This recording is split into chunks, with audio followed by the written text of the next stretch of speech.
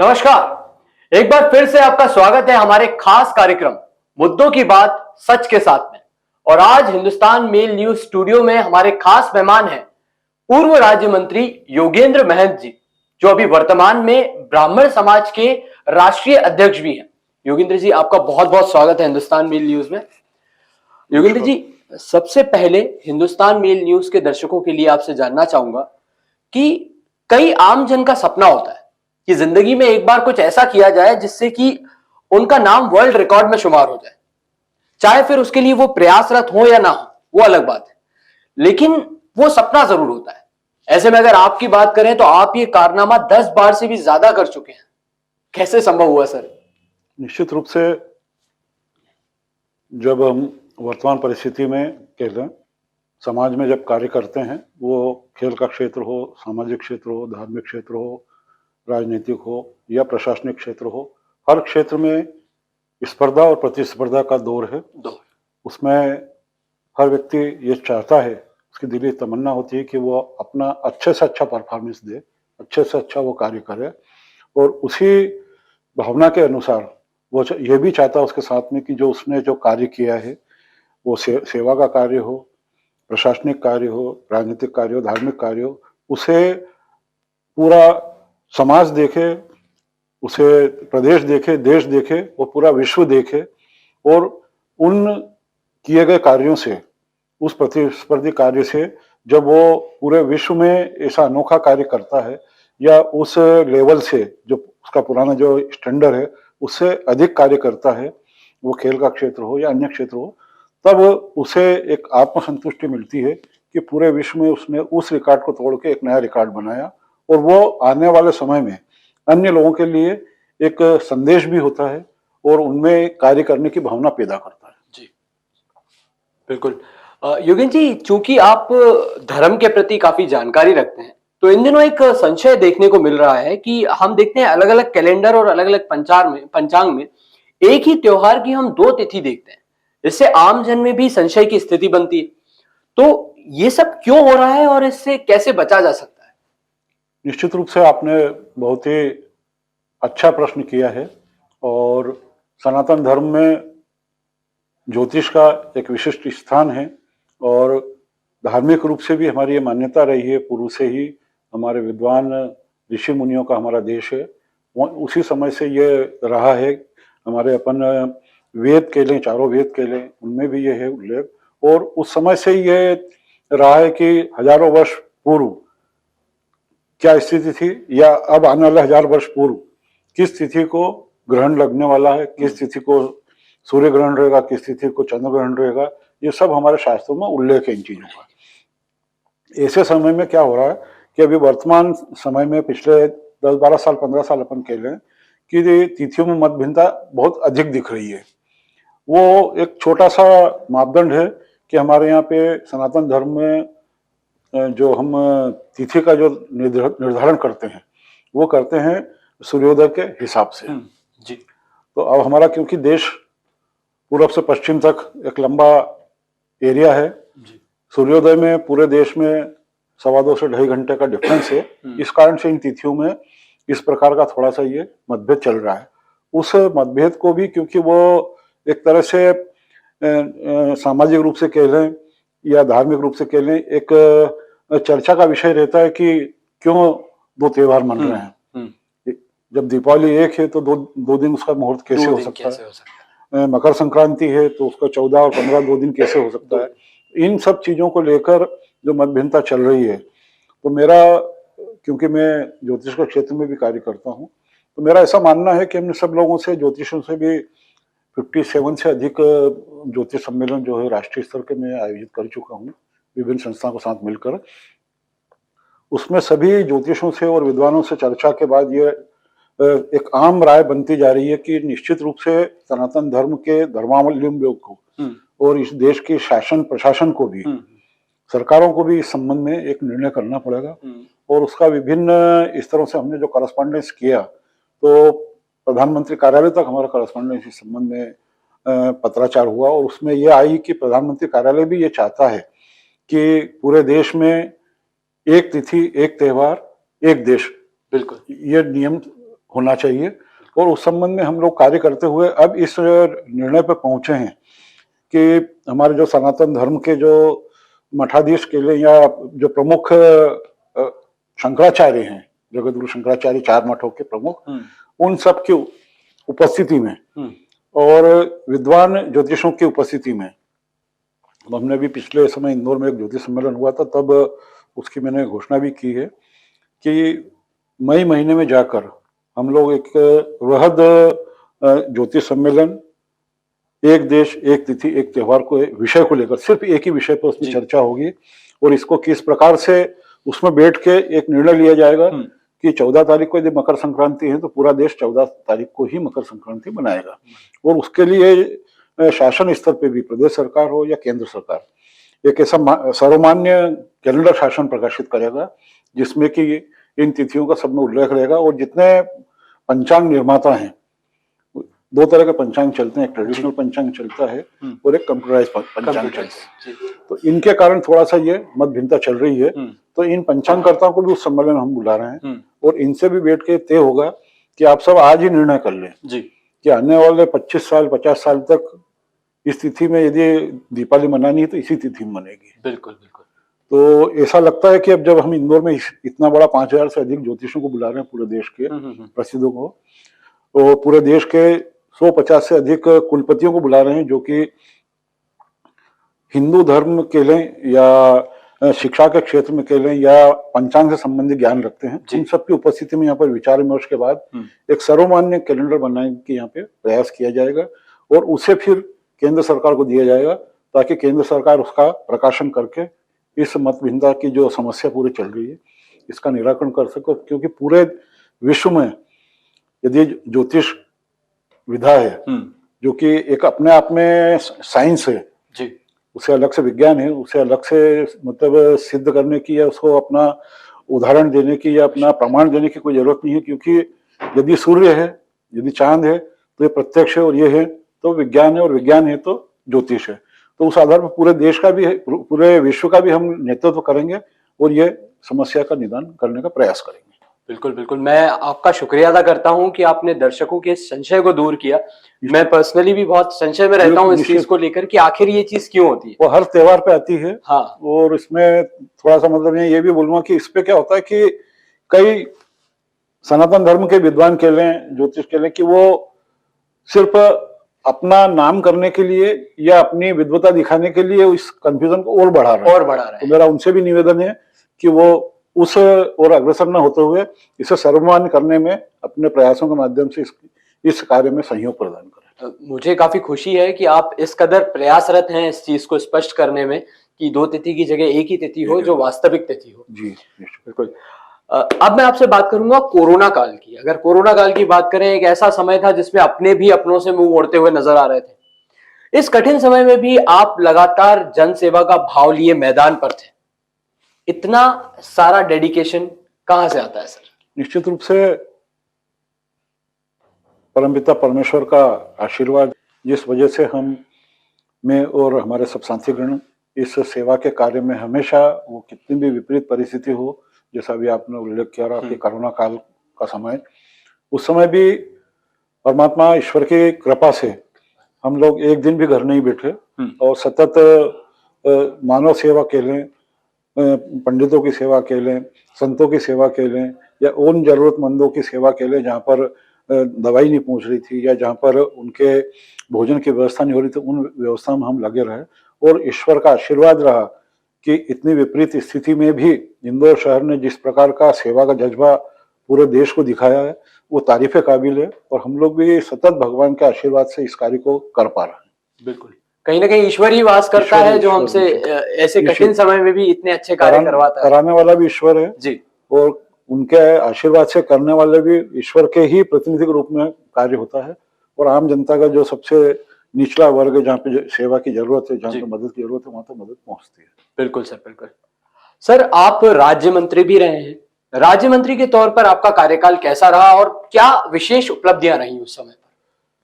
निश्चित रूप से जब मध्य प्रदेश सरकार के वर्तमान मुख्यमंत्री आदरणीय शिवराज सिंह जी चौहान ने 5 प्रदेश के 5 संतों को, जो कि सामाजिक धार्मिक क्षेत्रों में और पर्यावरण के क्षेत्रों में और मां नर्मदा के शुद्धिकरण और प्रदेश के अन्य नदियों के शुद्धिकरण के क्षेत्र में कार्य कर रहे थे, उन लोगों को लेकर एक कमेटी बनाई और उस समय मुझे भी उस कमेटी में शामिल करके कार्य करने का अवसर मिला। मैं उसके लिए परमपिता परमेश्वर का आभारी हूँ कि जिस क्षेत्र में मैं एक सीमित दायरे में कार्य करता था, उसमें प्रदेश सरकार ने उस क्षेत्र में कार्य करने का मौका दिया और उसका परिणाम ये रहा कि उस समय माँ शिप्रा हो सिंहस्थ के टाइम पे उसका शुद्धिकरण हुआ और जो इस शिप्रा में अन्य जगहों के नाले जो सीवेज का पानी था वो मिल रहा था, उन सबको रोका गया सरकार की ओर से और उसका जल इतना शुद्ध हुआ कि जिसे हम आचमन कर सकते हैं, जिसमें स्नान कर सकते हैं।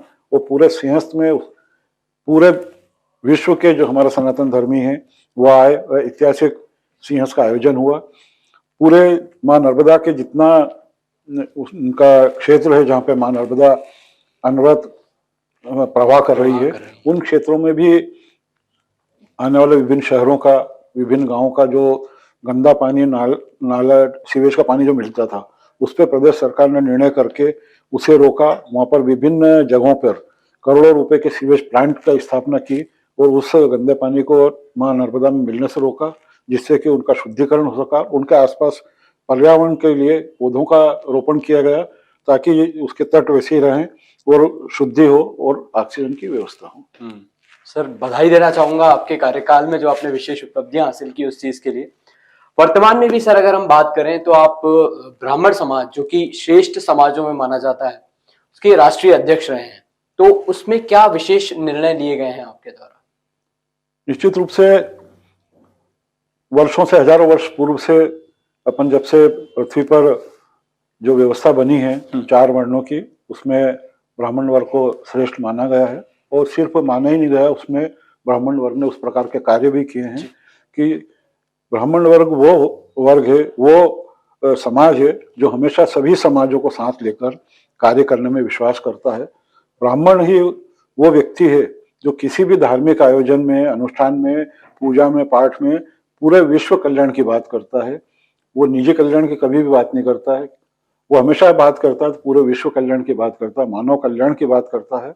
और उसी क्षेत्र में कार्य करते हुए आप देखेंगे कि वर्तमान स्थिति में जो भी देश की जो बनी हुई है, इसमें जो ब्राह्मण वर्ग है उसने हमेशा हर समाज का, हर वर्ग का, उनके जो 16 संस्कार होते हैं हमारे, जन्म से लेकर मृत्यु तक के, जन्म का, नामकरण का, उनका शिक्षा का, दीक्षा का, विवाह का, ऐसे जो 16 संस्कार होते हैं पूरे, और अंतिम दाह संस्कार, इन सब संस्कारों में ब्राह्मण की जरूरत पड़ती है।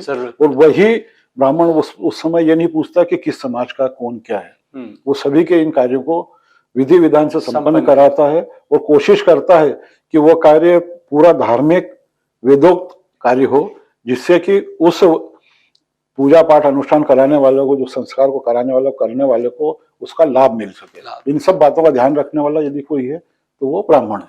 बिल्कुल बिल्कुल। योगेन जी, इंदौर शहर से भी आपका काफी जुड़ाव रहा है हमेशा से। अभी इंदौर लगातार सफलता की ऊंचाइयों को छू रहा है, कैसा महसूस करते हैं? और सर, अभी भी आपको क्या लगता है, कोई ऐसी चीज है जिस पर बदलाव की आवश्यकता आपको नजर आती है? निश्चित रूप से मैं इंदौर शहर की पूरी आम जनता को इस बात के लिए बधाई देता हूं कि उन्होंने जागरूकता के माध्यम से इंदौर शहर को 6 बार पूरे भारत में स्वच्छता में नंबर 1 पे लाए। उसमें प्रशासनिक उसका भी और विशेष रूप से मीडिया का भी उसमें अवेयरनेस लाने में, जागरूकता लाने में विशेष योगदान रहा। मैं उनके प्रति भी आभारी हूँ। और अधिकारियों का भी, कलेक्टर, कमिश्नर जो भी अपन खेले, उन सबका भी, नगर निगम सबका उसमें, इवन अपने सफाई जो मित्र हैं उनका भी उल्लेखनीय योगदान है। लेकिन महत्वपूर्ण जो योगदान है वो आम जनता का है कि उन्होंने जागरूकता के साथ में इस बात को स्वीकार करा कि अब कहीं पे बोलना नहीं पड़ता इंदौर शहर में कि आपने यदि कहीं कोई सा भी कचरा आपके हाथ में है, कोई कागज भी है, तो व्यक्ति डस्टबिन देखता नहीं तो उसे अपनी जेब में रख के ले जाता है और जब डस्टबिन दिखती तब वो उसे डालता है। तो ये जो जागरूकता आई है ये पूरी जनता में है और उसमें विशेष रूप से मैं media, electronic media, print media दोनों का आभारी हूँ कि उन्होंने भी इस जागरूकता अभियान को चलाने में विशेष योगदान दिया है। बिल्कुल बिल्कुल। नहीं नहीं, जनता का बिल्कुल हम भी आभार मानते हैं कि इस स्तर पर उन्होंने काम किया है कि आज इंदौर की जनता को एक आदत हो गई है आदत हो गई कि यदि अगर डस्टबिन नहीं दिखता तो वो प्रेफर करते हैं कि कचरा जेब में रख लिया जाए, लेकिन सड़क को गंदा नहीं किया जाए। कहीं ना कहीं ये एक बहुत बड़ी बात है। और आने वाले समय में तो ये भी कहूंगा कि जिस प्रकार से हम स्वच्छता में आगे आए हैं, ऐसा विकास में भी आए। इंदौर शहर को अच्छा महापौर मिला है, विकास में भी उसमें आगे अग्रसर हों। और जो थोड़ा सा एक मेरे दिल को जो छूने वाली बात है, वो इंदौर शहर में जो नशे के प्रति जागरूकता है, इस अभियान में भी मैं चाहूंगा कि पूरा मीडिया, शहर का प्रशासन मिलकर और यहाँ की जनता मिलकर जिस प्रकार से स्वच्छता में इंदौर को नंबर 1 लाएं, ऐसा हम नशा मुक्ति अभियान भी चलाकर नशा मुक्त इंदौर शहर को बनाने का प्रयास करें, तो निश्चित रूप से आम जनता की भलाई होगी इसमें। बिल्कुल बिल्कुल। योगेंद्र जी, कन्याओं के लिए भी काफी नेक कार्य आपने किए हैं, जैसे चाहे उनकी शिक्षा की बात करें या छोटी बालिकाओं को नवरात्रि जैसे त्योहार पर प्रोत्साहित करने की बात हो, या कई जोड़ों की शादियों की बात आपने उसको संपन्न करवाया है।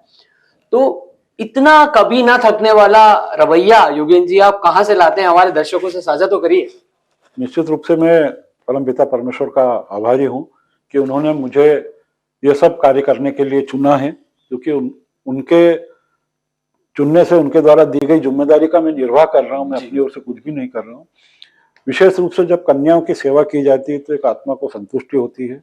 परमपिता, हम ये मानते हैं कि वो देख रहा है कि हम जिन कन्याओं को प्रोत्साहित करने के लिए, कि जब छोटी छोटी कन्याएं जब नवरात्रि के समय में माँ के दरबार में जाकर जो गरबे की प्रस्तुति देती हैं, जिस प्रकार से वो मंत्रमुग्ध होकर, लीन होकर उन गरबों के माध्यम से माँ से आराधना करती है, उन कन्याओं को प्रोत्साहित करना, उन्हें गिफ्ट देना कोई बड़ी बात नहीं, लेकिन उनको प्रोत्साहित करना, उनके पैर छूना, उनका आशीर्वाद लेना एक अपने आप में एक आत्मसंतुष्टि का कारण बनता है। और वो सबसे बड़ा सुख मिलता है उनकी सेवा करके, उन्हें शिक्षा के क्षेत्र में प्रोत्साहित करना, कन्याओं को शिक्षा के साथ में उनको एक सुलभ माहौल मिले पढ़ने का, लिखने का, धार्मिक कार्य करने का, और उन्हें रहने का एक सुलभ और जिसे बोले सुविधाजनक माहौल मिले जी, उसका प्रयास करना, इन सब कार्यों में कार्य करने में अच्छा लगता है जी। बिल्कुल, हम भी परमपिता परमेश्वर से यही दुआ करते हैं कि आप निरंतर इस तरीके से उनके जीवन में सहजता लाते जाएं। निश्चित रूप। सर, इन दिनों हम देख रहे हैं कि बागेश्वर धाम को लेकर काफी विवाद सामने आ रहे हैं। मतलब जो पंडित धीरेन्द्र जी हैं उनके प्रति कई लोग तो अपना समर्थन जाहिर कर रहे हैं, लेकिन कई लोग विरोध में भी नजर आ रहे हैं। ऐसे में आप चूंकि इतनी जानकारी रखते हैं, तो आपकी क्या प्रतिक्रिया रहेगी इस पर? निश्चित रूप से जिस प्रकार से बागेश्वर धाम के महाराज आदरणीय धर्मेंद्र शास्त्री जी, धीरेन्द्र शास्त्री जी कार्य कर रहे हैं, सनातन धर्म का, हिंदू धर्म का प्रचार प्रसार कर रहे हैं, और जिस प्रकार से वो कार्य कर रहे हैं, मैं उनका समर्थन करते हुए मैं किसी अंधविश्वास का समर्थन नहीं कर रहा हूँ। मैं उनके द्वारा किए गए धार्मिक कार्य, क्योंकि हम सब सनातनी धर्म के अनुयायी हैं और हम भगवान को मानने वाले लोग हैं। हम भगवान श्री राम को मानते हैं, भगवान श्री कृष्ण को मानते हैं, हम भगवान हनुमान जी को मानते हैं। तो वो उन भगवान के द्वारा बताए गए मार्ग को और उन भगवान के आशीर्वाद से यदि कोई कार्य कर रहे हैं, और उससे यदि आम जनता को फायदा मिल रहा है और उनका कोई लाभ हो रहा है और वो उसको करके सनातन धर्म का प्रचार कर रहे हैं, तो वो एक अच्छा कार्य कर रहे हैं, मैं उनका समर्थन करता हूँ। और जो लोग उनके इस अच्छे कार्य को, उस धार्मिक अनुष्ठान को, उस कार्य को, सनातन धर्म की जो बढ़ती जो लाइन है, जो सनातन धर्म का जो व्यापक प्रचार प्रसार हो रहा है, उससे जलन रख के या ये कह लो कि उसको तोड़ मरोड़ के उसका विरोध करने का प्रयास कर रहे हैं, मैं उन लोगों से भी निवेदन करूंगा कि वो सनातन धर्म को समझे, हमारे चारों वेदों को पढ़े, हमारी गीता को पढ़े, हमारे रामायण को पढ़े, और उससे सीख ले कि किस प्रकार से धर्म का कार्य होने में सहयोग करना चाहिए, न कि उनका विरोध करना चाहिए। विरोध करना चाहिए, बिल्कुल। तो यहाँ पर योगेंद्र जी ये कह रहे हैं कि साफ तौर पर मैं अंधविश्वास का समर्थन नहीं करता हूं, लेकिन अगर कोई अच्छा कार्य कर रहा है, सनातन धर्म के प्रति जो है जागरूकता फैला रहा है, तो इस पे कोई बुराई नहीं है, उसका समर्थन करना चाहिए। योगेंद्र जी, अंत में एक सवाल जो मैं भी नहीं जानता था और हमारे कई दर्शक भी नहीं जानते कि आप पायलट भी रह चुके हैं। जी निश्चित। तो पायलट का सफर और वो नौकरी छोड़कर समाज सेवा के मैदान में उतरना, इतना बड़ा बदलाव हमारे जनता से आप साझा करिए कि इतना बड़ा बदलाव कैसे संभव हो पाया? निश्चित रूप से मैं फिर पुनः परमपिता परमेश्वर को इस बात के लिए धन्यवाद देता हूं कि मेरा शौक था बचपन से, क्योंकि मेरा जहाँ निवास है वो इंदौर एयरपोर्ट के पड़ोस में ही था। अच्छा। और बचपन से मैं प्लेनों को उड़ता हुआ देखता था जी। तो मेरे मन में ये जिज्ञासा था कि भाई मैं भी एक दिन इस प्लेन को उड़ाऊं। और उसी क्षेत्र में कार्य करते हुए जब मेरे पिताजी के आशीर्वाद से उन्होंने मुझे ट्रेनिंग के लिए भेजा और मैं उसमें सफल हुआ, तो मेरी अपनी जो इच्छा थी वो पूर्ण हुई। और उसके बाद क्योंकि माता पिता सेवाभावी हैं, धर्म को मानने वाले हैं, और क्योंकि मैं मानता हूं कि भगवान परमपिता परमेश्वर ने मुझे सेवा के लिए चुना है, तो मैंने उस क्षेत्र में सेवा न करते हुए समाज की सेवा करने का निर्णय लिया और मैं सतत फिर सामाजिक कार्य में लग गया। बहुत ही अच्छा लगा जो भी आपने अपने जो अनुभव साझा किए हिंदुस्तान मेल न्यूज के साथ, और मैं धन्यवाद करना चाहूंगा हिंदुस्तान मेल न्यूज की तरफ से आपका बहुत बहुत आभार मानता हूं कि आपने इतनी अच्छी जानकारी हमारे दर्शकों के साथ साझा की। तो ये चर्चा थी योगेंद्र महंत जी के साथ, जो हमें बता रहे थे अपनी पूरी जो जर्नी है, जो सफर है उसके बारे में। इसी तरीके से फिर मुलाकात होगी आपसे मुद्दों की बात सच के साथ में, फिर किसी हस्ती के साथ अगली बार। तब तक के लिए आप देखते रहिए हिंदुस्तान मेल न्यूज। धन्यवाद।